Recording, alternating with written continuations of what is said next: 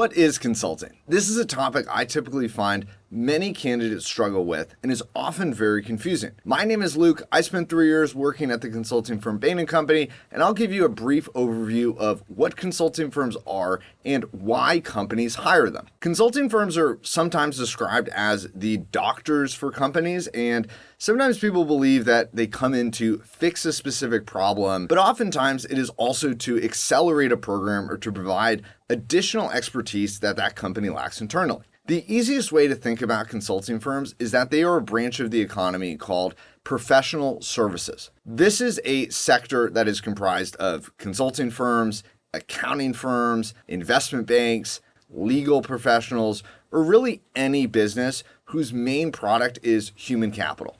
It is the employees they have that they can sell on a project or a retainer basis to companies to provide a specific service. So consulting firms typically provide managerial expertise or strategy. Accounting firms provide financial expertise.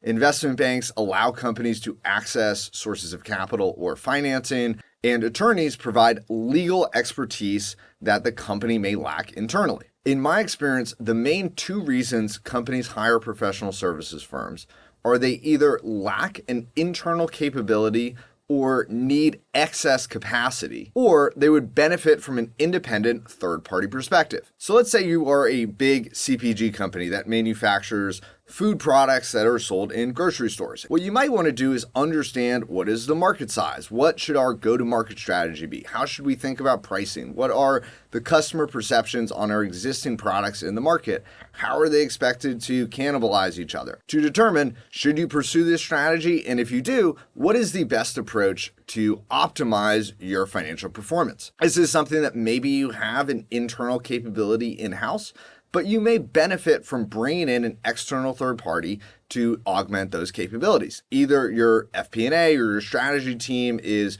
overloaded with this existing work, so can't fulfill that specific need, or it may be a new market or a new product where you would benefit from bringing in a management consulting firm to help you with that project.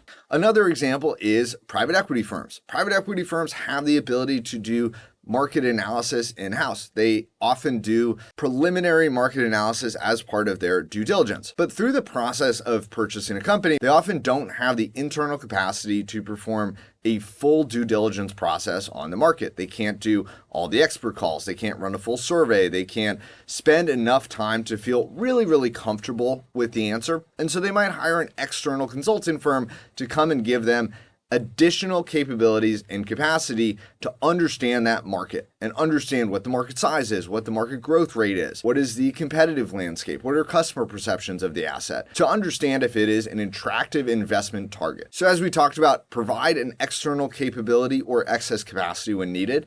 Number two is to provide an independent perspective to validate an internal opinion. We just talked about private equity. That's another example where they're dipping into both buckets, where it's one thing for an internal deal team to go to a source of financing like a lender, or to even go to your internal investment committee and say, we did our diligence and we think the market size is X and we think it's growing at double-digit growth rates.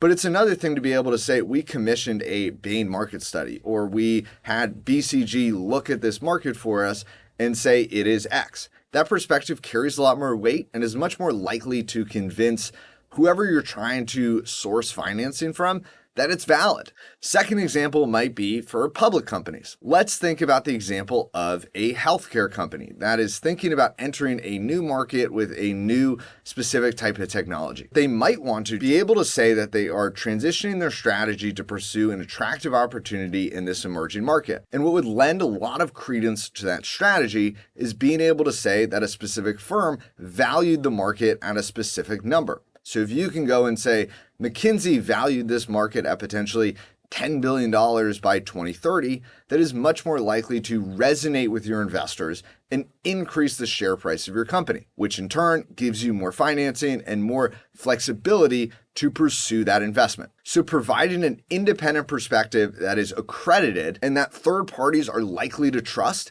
is very valuable. In summation, Consulting firms are professional services firms. They sell human capital for specific projects to either provide an external capability or excess capacity, or to provide an independent perspective. If you are interested in learning more about consulting, and particularly for the recruiting process, please check out the other videos in this playlist.